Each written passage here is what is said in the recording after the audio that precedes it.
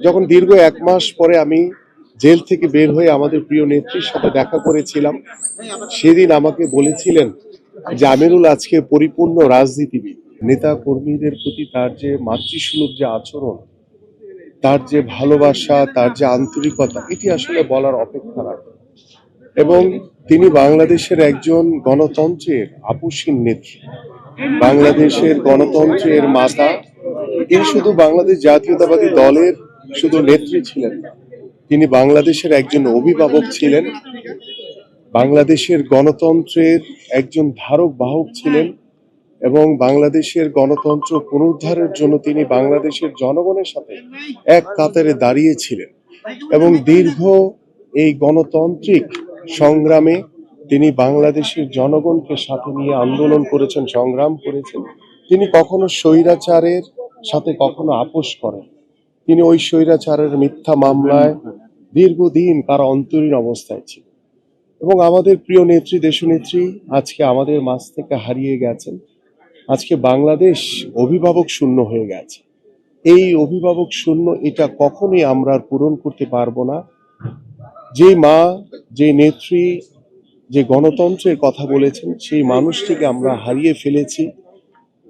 আমাদের এই ক্ষতি এটা কখনোই আমরা পূরণ করতে পারবো না। যে 2014 সালে যখন আমি প্রথম বিএনপিতে যোগদান করেছিলাম, সেই দিন থেকে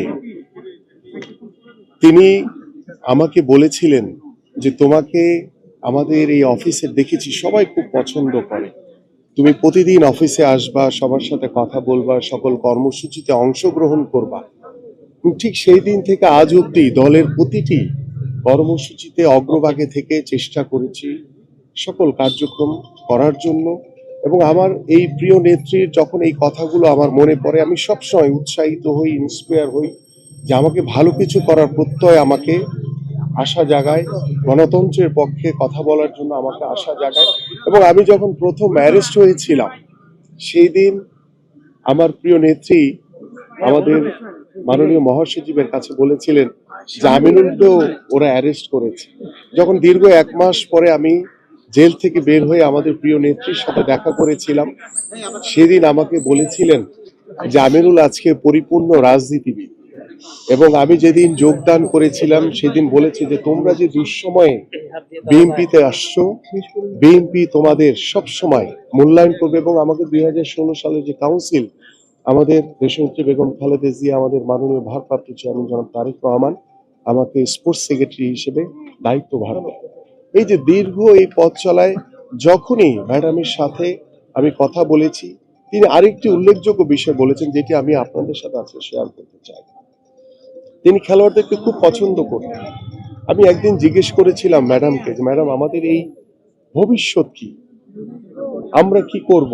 তিনি তখন একটি কথা বলেছিলেন যে আমিনুল, আমি কখনো প্রধানমন্ত্রী হতে চাই না, আমি ক্ষমতা চাই না, আমি শুধু চাই বাংলাদেশের গণতন্ত্র ফিরে আসুক, বাংলাদেশের মানুষ শান্তিতে থাকুক, এটুকুই আমার চাওয়া। সেদিন তার কথা শুনে আমার দু চোখ দিয়ে অঝরে পানি পড়েছিল। ম্যাডাম সেদিন আমাকে সান্ত্বনা দিয়েছিলেন যে আল্লাহর উপর ভরসা রাখো, এই স্বৈরাচারের পতন একদিন বাংলাদেশের মাটিতে অবশ্যই হবে।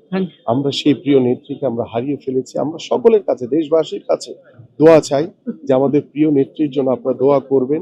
তিনি আপনাদের জন্য, দেশের জন্য তিনি যে আন্দোলন সংগ্রাম করে দেশের কল্যাণের জন্য কাজ করেছেন, আল্লাহ পাক যাতে আমাদের সেই প্রিয় নেত্রীকে জান্নাতের উচ্চ মকাম দান করেন।